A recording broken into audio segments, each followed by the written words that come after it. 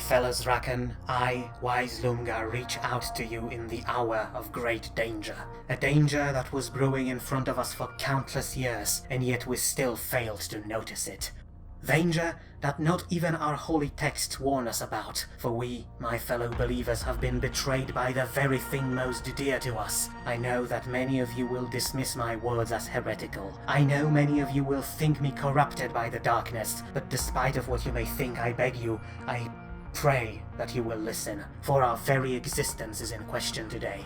Since time immemorial, our people have been guided by the light. It spoke to our ancestors when they emerged from methane oceans of our world. It guided our greatest priests in unifying our people. When human shadows destroyed Radiant Host, the light showed us how to rebuild, and it gave us so many great things.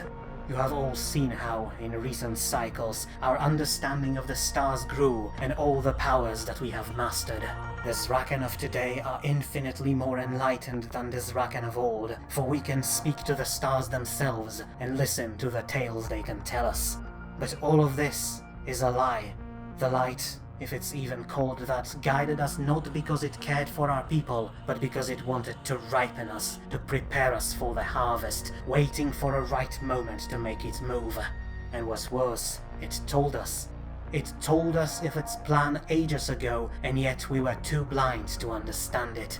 My fellow Zracon, what is the very first tenet of our faith? That it's the sacred duty of all Zracon to prevent darkness from spreading into our world, to keep an endless vigil, for the enemy is always a mere eye blink away. We thought that the light guided us in order to perform our task better, so we could become protectors the stars deserve. But instead, it wanted the very same thing darkness wants, for us to lower our guard, to let it into our reality, or even worse, to invite it in. It wants us to betray the very same sacred rules it tried to impose, which, in the end, can mean only one thing, my fellow Zracon. The entity that we called and worshipped as the light is nothing else but another manifestation of darkness, although infinitely more cunning and patient than the ones we faced before. I know how it sounds. I know that most of you have already branded me a heretic within your souls, but I beg you to listen. You know me as one of the most ardent believers, and trust me, it was the greatest shock of my unworthy life to realize what I had just told you. But if you search your souls, you will know it to be true. I do not know whether it was Light's plan all along. I believe that, long ago, a pure being of that name have truly existed beyond our plane and wished to protect us, but since then, it was either corrupted by the power of darkness or replaced by one of its apparitions. And now, just like our eternal enemy, it wishes for nothing but to find a way into our world, but in order to do so, it requires a sacrifice of all Zracon lives. To protect and preserve us, it said. But I ask you, my fellow believers, how can our deity preserve us if we are gone? I know many of you may consider this a small price to pay, the lives of Light's willing servants, in exchange for preservation of all that is good among the stars. But even that is a lie, for the Light clearly told us that such things happened before. The others were chosen and exalted for their sacrifice in everlasting war against darkness. Lies upon lies upon lies, all of it. For what is the point of our sacrifice of countless others, if nothing changes? There is none, my fellow Zracon, for that sacrifice is nothing more but a lie, spun across the ages in order to bring darkness and destruction into our lives, and we were fools to not realize it sooner. In this very moment, the ritual to open the way for the light has already begun. All of the high priests, including myself, have gathered on Zrak to channel the power of our people into a gateway, but only I am aware that this is not a glorious day but a dark one. And so, I will do what my faith dictates. I will fight back against darkness. I will fight against those who wish to bring it to us, even if it means standing against my entire race and everything I hold dear. I do not know if I will succeed. I may be the most powerful of the enlightened ones, but even I cannot stand against the whole church alone. But I will not let that stop me. Until I draw breath, I will fight with all my power to keep the dark from coming. And for you, my fellow Zracon, I urge you to flee. Leave the Union and go as far as you can. Though, if I fail, I fear that no amount of distance will save us. But no matter what happens, you cannot lose hope. If all this has happened before, then there must be someone or something that remembers it. Something that will make us understand our role in all this. So if you can... Oh no, the voiced ones have already begun chanting the Canticle of Light. I wish there was more time to make you see, to make you understand what I understand, but there is none. It's time for me to go and fight for all Zracon. As for you, my fellow believers, you have to flee as far and as quickly as you can. Do not trust your priests, do not trust the Enlighteners, do not trust the Voiced Ones, and most importantly, do not trust the light. And may we all stand as the bulwark against darkness, forever.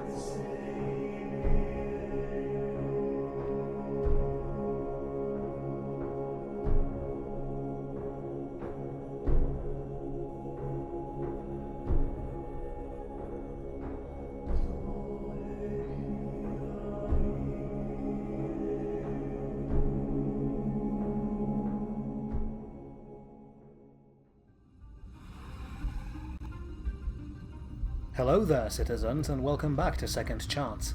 We come back to Commonwealth in a bit of an odd moment. In recent years, our nation has been attacked by Zracon infiltrators, something that we thought to be a prelude to a full-scale war, but after several months of silence, we realized that something is wrong, and, after long deliberations, decided to send our navy into Zracon space to find out what's going on. And what's going on is that, well, it seems that Zracons have committed a ritual suicide. Their homeworld has turned into a white hole, something that some of our scientists still refuse to believe, while all their other colonies have just vanished, hidden beneath impenetrable veil of energy that not one of our senses can understand. So, in theory, this is a good thing. The Zracons were our longest-standing rivals ever since we met them, and now they're gone, which means that our eastern borders are finally secure. Our psionics should be safe, and, finally, there's a lot of free real estate to grab there. But, of course, it's not that simple. For one, said real estate is rather empty. Former Zracon worlds are, as mentioned, uninhabitable at this point, and even if they were, it's important to remember that they lived on planet with methane atmosphere, something that would be downright deadly to all Commonwealth races. So, the space that we can take, and we will do it, one of our construction ships is already on the way to build a frontier base there, is not really fit for life, but we can still exploit resources there. Not to mention that establishing presence in Zracon home system could help us understand what happened to them, for, from what we've been able to understand, it seems that before they vanished, their church wanted to summon something, their light, the physical manifestation of their god. How such a thing could be possible we do not know, but it's clear that something has definitely happened, something bad. Also, this information places our encounter in Pothria system from a few months ago in a completely new light. Maybe, some of our people theorize, that thing we saw there was not just a glitch in the system. Still, whatever it was, it's gone now, and none of our allies or trade partners have reported such an entity within their territory.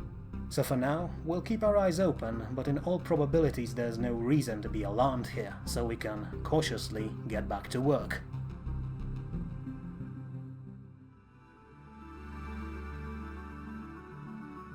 So then, since we can get back to normal, let us take a look at one of our neighbours, the now divided Kingdom of Yadra. As you may remember, they suffered a civil war in recent years, one that split their already weakened kingdom in two and caused Carthemas to fight each other for scraps of their once powerful nation. But now, after months of raids, betrayals, political backstabbings and countless deaths, that war is finally over. Except, not really. Both sides simply bled themselves to the point that any kind of offensive operations became impossible, and their struggling economies failed to support even the most basic of armed forces. The rebels from Ratagas, for example, have only a handful of capital ships to their name, while the original kingdom relies on a squadron of 50 outdated corvettes as its main, and only, means of defense. Once spaceports are added into account, it clearly shows that neither side can make a move against other one, and so the war simply died down, so to speak. There was no official ceasefire signed, and both countries still consider themselves to be mortal enemies, but at this point they have pretty much lapsed into a cold war, relying mostly on small groups of specialists deployed to rival planets. which ultimately is still a shame. The Cathemas, as we know by now, are really good people, and it's bizarre to see how different ones living within our borders are to their brothers and sisters in the Splintered Kingdom. But speaking on a larger scale, it is better for us Yadrans to fight each other than ourselves, although at this point, even if they united, they wouldn't pose a threat to us. So, we'll keep an eye on them, but other than that, we'll let them enjoy their uneasy peace. They certainly need it.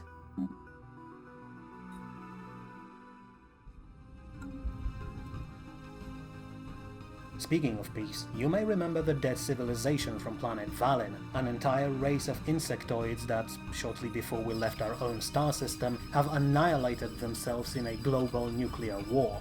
In recent years, we have established a colony on their irradiated world, one that, despite difficult conditions, turns out to be growing extremely fast, and as our people began uncovering more and more information about this race, they understood in just how dangerous times we live in.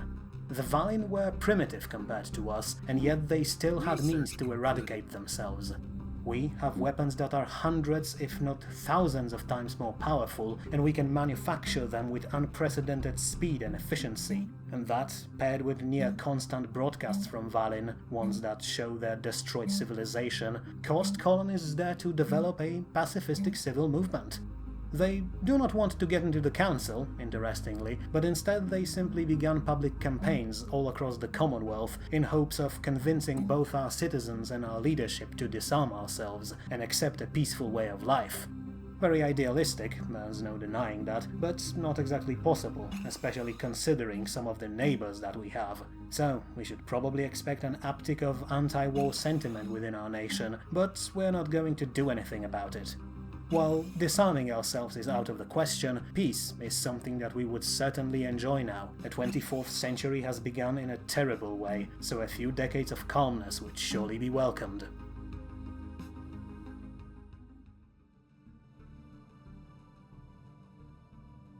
Especially since we still have our new Yanari citizens to contend with. Few years have already passed since our war with the League has ended, but the situation on the conquered worlds is practically just as tense as it was when the war has just finished.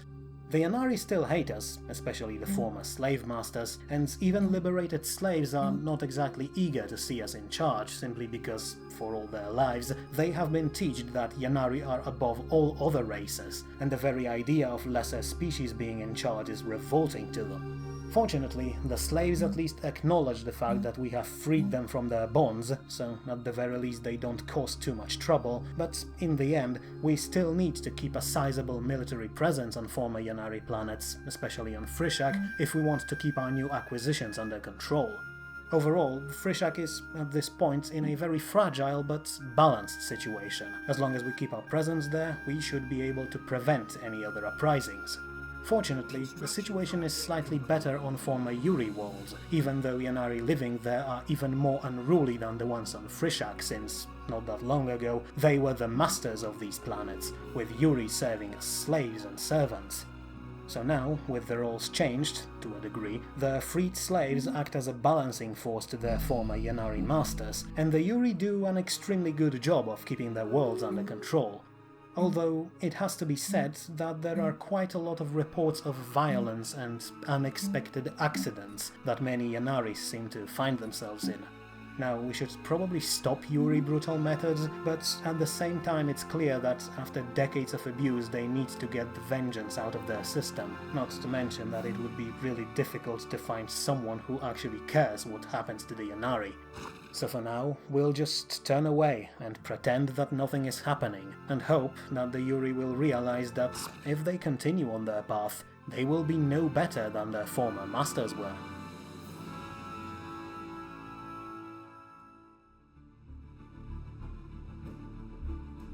Meanwhile, our navy continues its steady build-up of forces, and, as you can see, we now have another battleship in our ranks. Except this one is going to be somewhat special, because the name of this vessel is going to be CSV Spitfire, like the very first corvette we constructed over a century ago.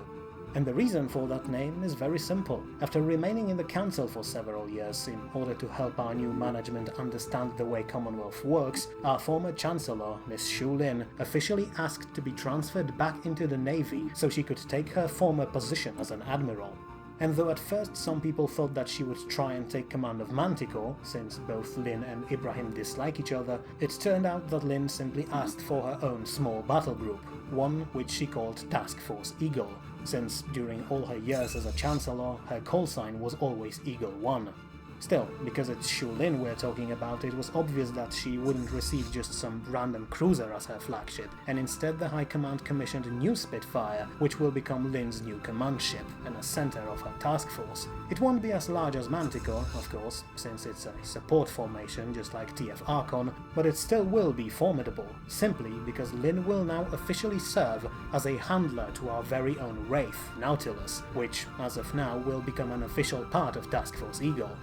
Between it, Lin's century-long experience, Ibrahim's tactical and strategic genius, and Archon's sheer firepower, Navy of the Commonwealth looks like it could take on the whole galaxy now.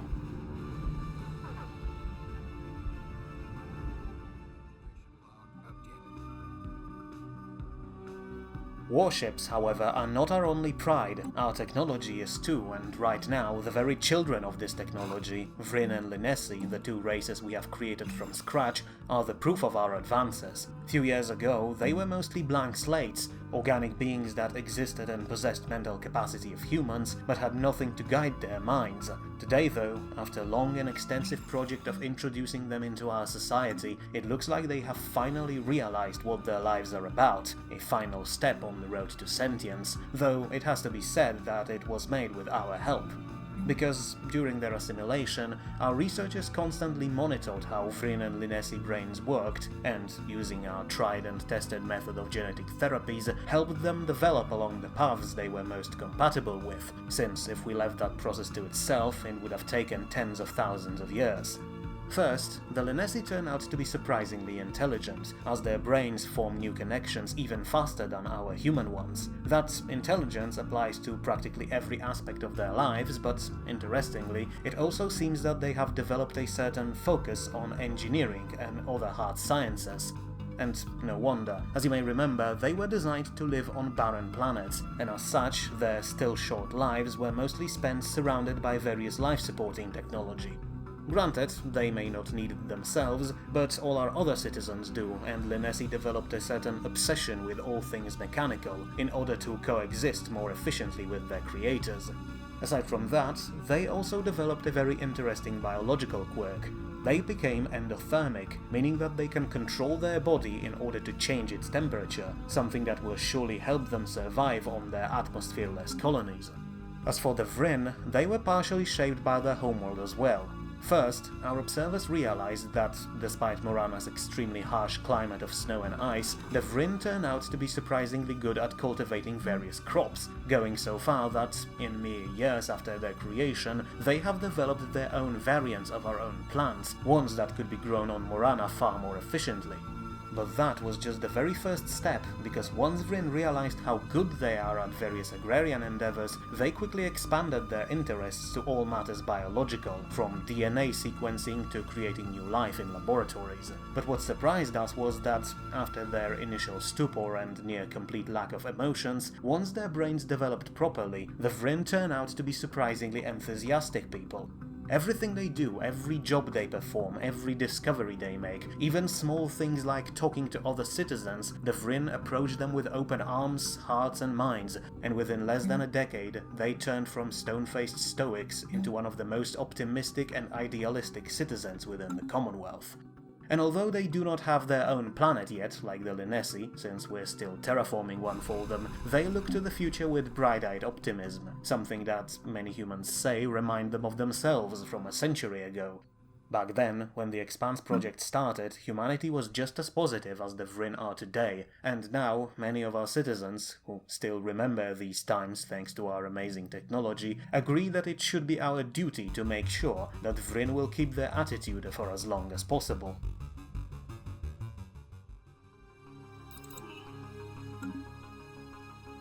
So, it seems that despite the psionic attack few years ago, everything works well for the Commonwealth. With the Zracon threat gone from our borders, many of our industries could shift their focus back to civilian economy, and as a result, we are now experiencing an economic boom. And one very positive, although hidden from public eye, aspect of this boom is the fact that we can once again fully commit ourselves to our Sentry Array project, which, slowly but surely, approaches its completion.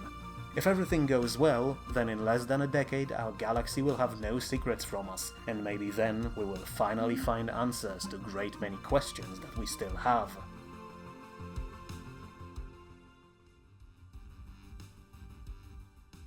Unfortunately, while our economy might have recovered from attack of Zracon infiltrators relatively quickly, the same cannot be said about our people. Few years might have passed, but still not a day goes by without a report of some psionic being lynched somewhere in the Commonwealth. But aside from that, at the fringes of our society, another movement has appeared, one that no one really expected, a supremacist party going by the name of Human Future Movement, which is no more no less, but a political organization that proclaims that humans are superior to all other species in the galaxy, including all our other citizens.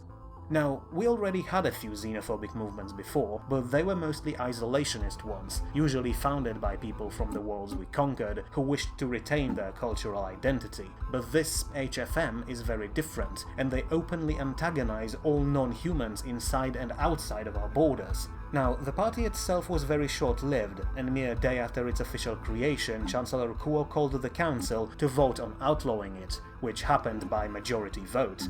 It caused some outcry from the HFM itself, who called it an attack on freedom of speech, but our Chancellor and Prime Minister simply responded that the values promoted by that party and their very program were in violation with Commonwealth law, and so they should be happy that they were only outlawed and not actively prosecuted.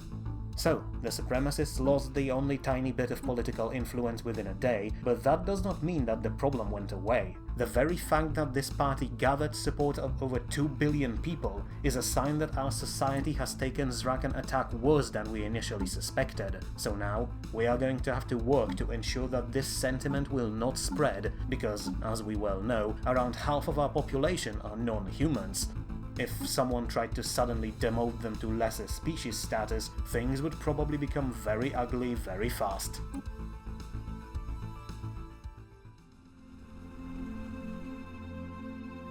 All those political games, however, are of no concern to our top researchers, who continue to strive to improve our lives.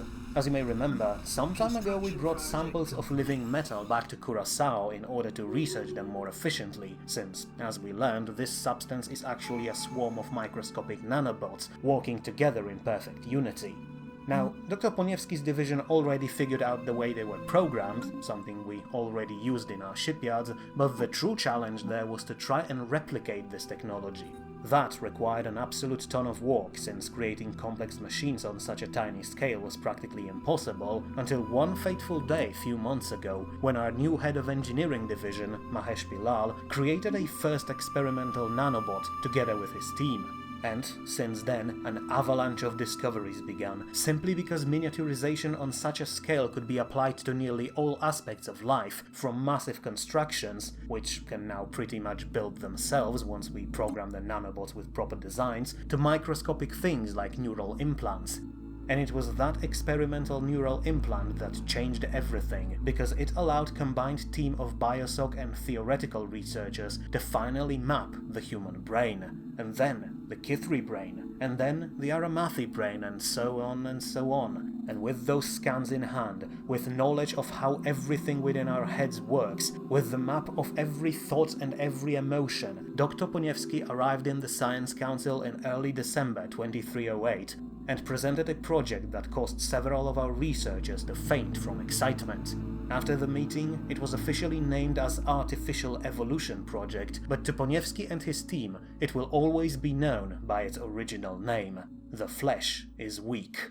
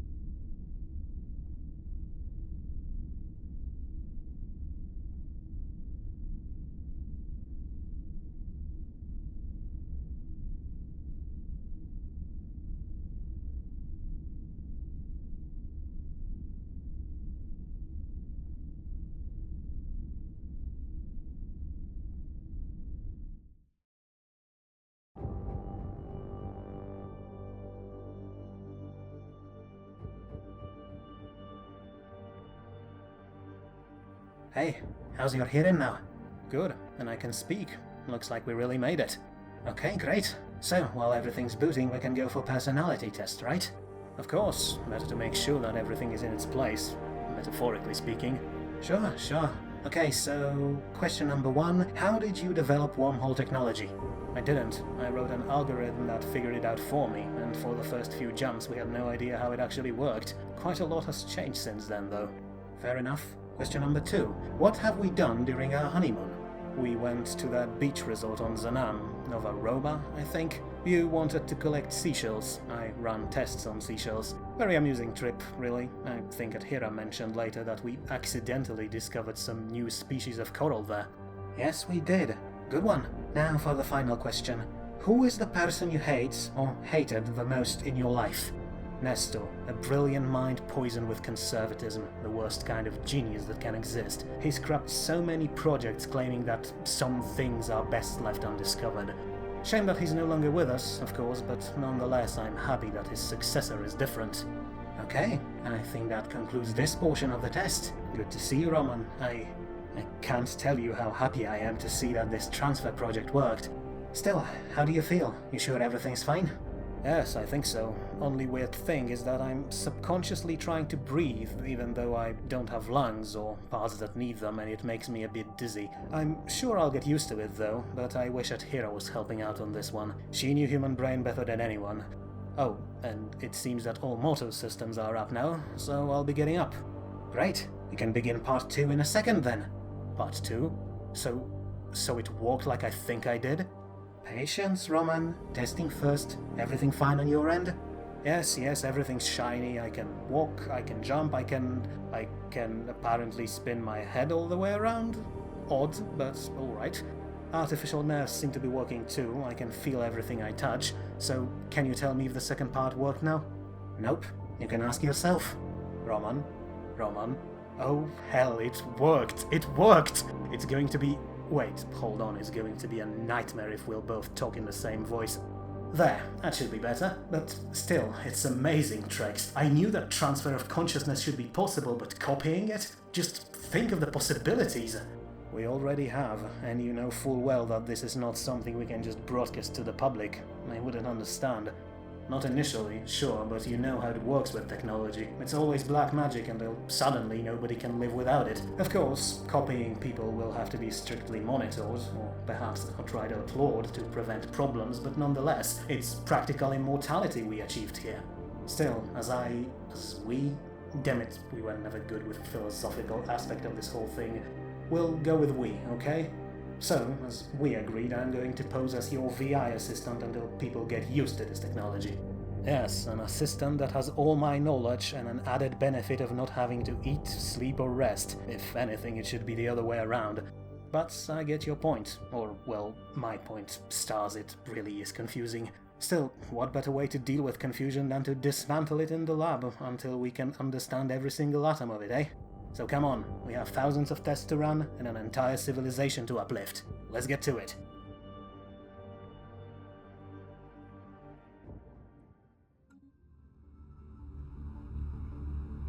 The time of relying solely on organic bodies is over. Ever since we first began dabbling in medicine, the goal was always to prolong our lives, to fend off death for as long as we could. With advances in DNA manipulation, we reached the point where humans could live up to 200 years, but we all knew that we only delay the inevitable.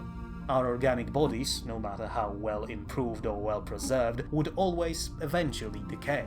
In theory, many parts in our bodies could be replaced, and it was something that we relied on for many years now, with many of the people who saw the beginning of Expanse Project now having, for example, their third set of limbs, or fifth pair of kidneys.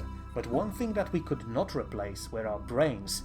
And even though we slowed their aging to a crawl, they still aged anyway, constantly bringing us closer and closer to the inevitable. Until now. Now, the technology is here that will allow us to preserve our brains, to digitalize them and turn them into steel and polymer that will not start to rot after a few decades, but will instead last for centuries. Once that is done, the rest of our bodies will become practically inconsequential. we will be able to replace our limbs or internal organs as we see fit with organic or cybernetic versions, knowing full well that our most important part will always be safe. Of course, it's still not complete immortality, but when you compare lives of say 200 and 1000 years, then the second option certainly looks better. After all, who knows what we will discover during that millennium. Also, the first iteration of this project will certainly not be as efficient, but even then we still look at a possibility of doubling our lifespan, which is always a good thing. But what's truly crucial here is the fact that once we take that first step, upgrading ourselves further down the line will only become easier. So, in a council meeting on the last day of 2308, leadership of the Commonwealth officially approved implementation of Artificial Evolution Project, and immediately a public campaign outlining the benefits of it was released to the public. Over the next few months, specialists from the Science Council will be sent to all our colonies and stations and set up clinics where our citizens will be able to undertake their first step into cybernetic ascension. And that there is one of the most impressive parts. Once we've figured out how this technology works, we can implement it all across the Commonwealth within 2 or 3 short years. Of course, we won't force anyone to undergo such treatment, but according to our analysts, it seems that the public is overwhelmingly in favor of the idea. After all, our society is constantly networked anyway, and every citizen has a personal computer in their pocket. Having one in their heads will only make everything easier. Sadly though, we also learned that, despite this miraculous breakthrough, we will not yet be able to bring the Valen back to full consciousness. Long story short, the brain scans they used were developed using completely different technology, and as such they are not compatible with our neural implants. But we know that it can be done. Right now, it's only a matter of time before we figure it out.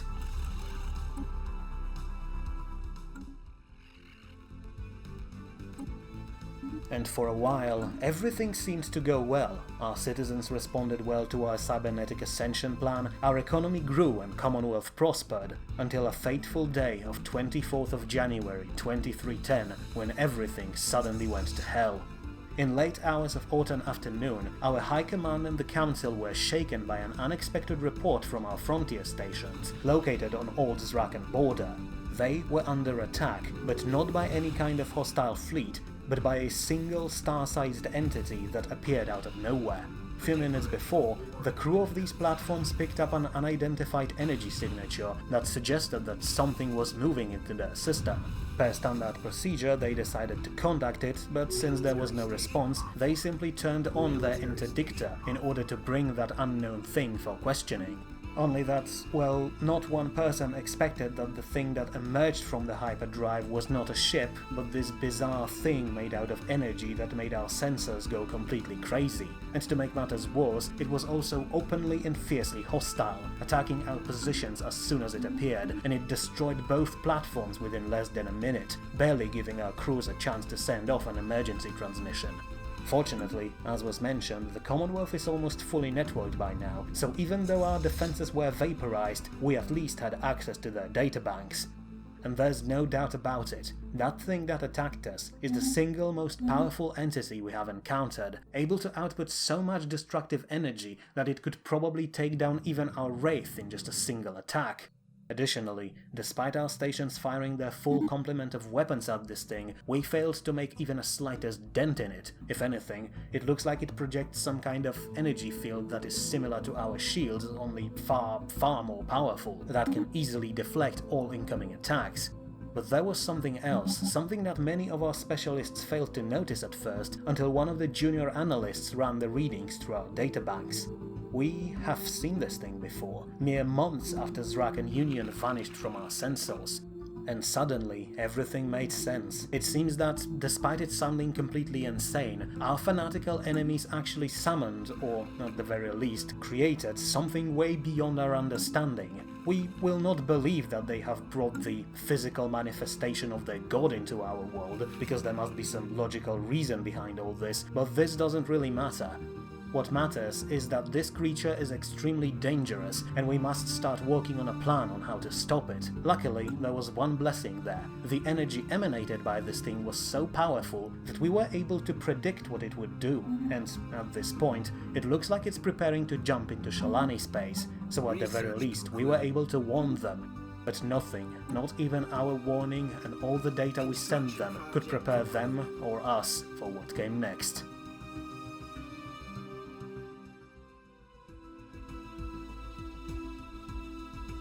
Because as soon as it jumped into Shalani's system of Jugum, the creature immediately started moving towards the one inhabited planet there, an oasis world called Nadira, a warm planet covered in deserts, seas and small green zone all around the coasts. The planet itself was one of the very first ones to be settled by the Shalani, and so it was well developed, inhabited by around 21 billion people, mostly Shalanis themselves, but there are also around 2 billion humans, who first migrated there around 60 years ago. So, with data from our stations, the Shalani realized that their colony is in extreme danger and immediately began an evacuation, sending every single ship they could muster, including their main battle fleet, towards Nadira in order to get as many people away as they could. But we knew that it was not enough, and in a fierce debate, our three admirals argued on what should be done in this situation. Ibrahim claimed that we should move out immediately and support the Shalani. Lin claimed that it would be a suicide given this thing's power, and Admiral Franz of Purple, cautiously, agreed with Ibrahim, but added that instead of fighting the creature head-on, we should simply send our forces there to draw its attention away, in order to give Shalanis time to evacuate their people. The deadlock lasted for several days, but ultimately, Ibrahim simply broke formation and took her fleet at full speed towards Shalani space, leaving her stunned comrades behind, though one day later both Eagle and Archon followed Manticore on full burn. But by then, it was too late. We know very little about what happened on Nadira, but one thing is unquestionable: the life on the planet is gone. On 5th of May 2310, the entity we now know as the Light approached the planet and simply engulfed it, making it disappear from our sensors and cutting all communications we had with the surface. For the next hour, it emanated energy that was extremely similar to the one radiating from the Asian Pyramid on Redamon Prime, but after that single hour, Nadira reappeared on our scopes, except there were no signs of life on it. Like Idward in the Valen system, or like Saraf Lugir in Zracon territory, what remained of this Shalani colony was reduced to an empty husk, veiled by a shroud of impossible to explain purple clouds. The 21 billion people living on the surface were all gone, and although some managed to escape before the light arrived, they were less than 3% of overall population. There were around 1,000 live broadcasts of this whole thing happening, recorded from various ships or stations at the edges of Jugum system, but the only response, from us, from Shalani and from their allies in the Intent, was stunned silence. Even thousands of Commonwealth newscasts, which are always eager to cover difficult topics, were too shocked to make even a single comment, and for several hours it looked like the entire galaxy was petrified with fear. It was Admiral Ibrahim who responded first, and, with her voice perfectly level and showing no signs of emotions, ordered all Commonwealth forces to stand down and fall back. We will not be engaging this thing now, for even though revenge certainly is needed in this situation, the truth is that we would probably not succeed in such a fight. How could we, after all, fight something that can destroy life on an entire planet within an hour? Both Lin and Franz agreed, and our vessels turned back, the morale of our crews lower than ever. The Shalani Navy, on the other hand, pushed all power to the engines, furious and eager to avenge their fallen citizens, but the entity instantly moved away, and by the time Shalani response forces reached Jugum system, it was long gone. All that was left was Nadira, an empty, silent grave of nearly 21 billion people, and a reminder for all inhabitants of the galaxy. The light is coming. No one is safe.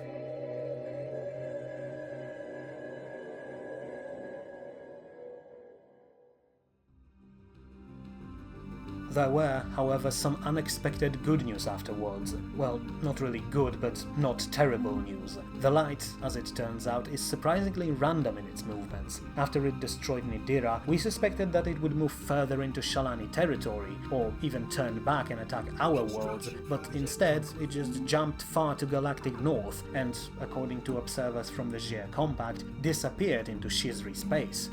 We immediately sent all the data we had on the enemy to them, but Shizri being their isolationist selves, there was no response from them, not even a confirmation that they received our message. Hopefully, our intel will at least let them prepare for the worst, but other than that, we can't really do anything else, so Commonwealth once again turned its attention inward. In a way, life goes on like it did before destruction of Nadira, but in truth, everyone is afraid of what will happen next, as we do not know if the light won't suddenly decide to appear, say, in Asha's system and attack our capital. And that uncertainty is clearly visible in all aspects of our society. Research divisions once again focus mostly on military matters. Factories produce weapons and shipyards drown in requests for personal, fast-moving ships, once regular citizens could use to flee should the light suddenly return. Our government turned its attention towards defenses as well. For example, we could technically resume construction of the sentry array, but instead resources were redirected to Curaçao shipyards, where our people are already working on dozens of new warships. Although, privately, many of our officers are unsure whether our fleets could really defeat the light, even with all the reinforcements we could muster. Still, even if we can't, having more warships should at least calm our citizens down a bit, and at this point keeping order is more important than ever, since we're only a tiny step away from nationwide panic. But there is one thing our sentry array could help with, even in its current unfinished state. As you may remember, one of the already finished parts is a powerful listening post which could, potentially, be used to monitor all transmissions within the galaxy. But even though it's not operational yet, we can use it by reversing the way it works. Instead of listening to others, we can replace several parts and use it to send a message to the entire galaxy, or even beyond it, and that is precisely what we're going to do.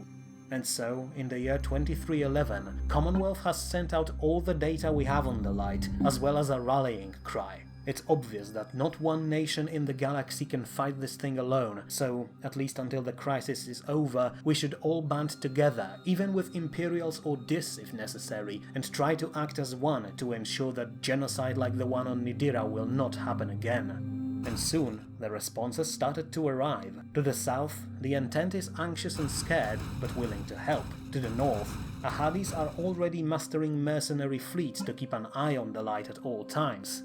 The Thrakus, on the other hand, suggested that we should try worshipping the thing, since it's clearly far more magnificent than anything else in this galaxy. But then, another message came, one that was so unexpected and bizarre that many of our politicians thought it to be a joke. Unfortunately, it wasn't, and to say that it complicated things would be a monumental understatement.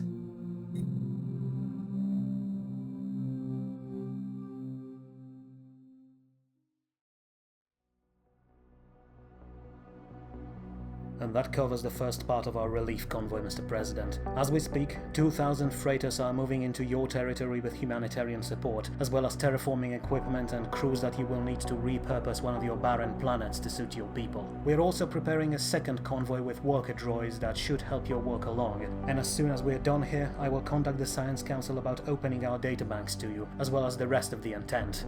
You have my sincere thanks, Chancellor, truly from the bottom of my heart. I will see to it that Commonwealth is sufficiently reimbursed for support in these difficult times. There's no need for that, Mr. President. It's the least we can do after we failed to stop this thing, after we failed to save your people. No need for you to apologize. The data from your destroyed stations was clear enough. If we tried to attack this thing after it destroyed Nadira, it would have ended with both our fleets destroyed in the void, and I'm not sure our people could take two catastrophes in such quick succession.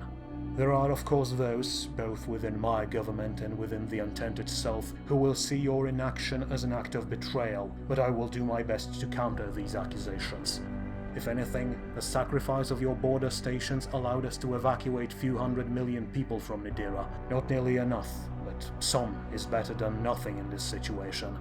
But more than that, Chancellor, the data you provided could help us develop strategy to counter this thing, so that it will never cause such devastation again. We know, for instance, that our interdictors can redirect it. That has to be useful for something. Yes, about that. I've been discussing this topic with the High Command, and Admiral Ibrahim came up with a disturbing idea. Yes, the entity has been redirected, but what if it wanted to do it? Or what if it didn't care? It was obvious that our station posed no danger to it. Between that, the energy field it projects around itself, and its destructive potential, we think that... Wait a second, Mr. President. What is it? Sorry to intrude, but we just received a response to our warning message. It can wait, Cadralis. I'm in the middle of a meeting here. No, it can't wait, Mr. Kuo, because it's from the Dis, and they've been broadcasting for over an hour now. The Dis? Then why the hell do I only learn about it now? Because it's from the other side of the galaxy, and it's encoded in a way that makes our best quantum computers overheat. Plus, we never had a chance to talk to them, so our translators had to make sense of their high-pitched gurgling. Should I bring it on screen? Yes. Alright, it's not really helpful. What am I looking at? We ran the transmission through a Hadi databank since they're the only ones who had some successes against them, and according to them, we're looking at the bridge of this flagship. It looks like there's a battle taking place, but the readings we get from there are completely off the charts. Specialists think the Dis are fighting that entity Zracons have summoned. I see. Do we have audio? Sometimes, but as I said, there's ton of interference. Hold on, I think we may have something. Supreme One, we cannot continue this. Our weapons are ineffective. We will only die if we stay. We cannot flee. How many times do I have to say it? If we withdraw now, there will be no second chances. So fight harder, shoot faster, send fighters to crash into this thing, but do not falter. But none of our attacks are effective, Supreme One. What do you expect us to do? I do not know. It should not be happening. The calendar said we still had at least 100 cycles to prepare. And it is how the heretics have said. The caretakers betrayed us. The calendar is a lie. We have failed. We have failed. Again.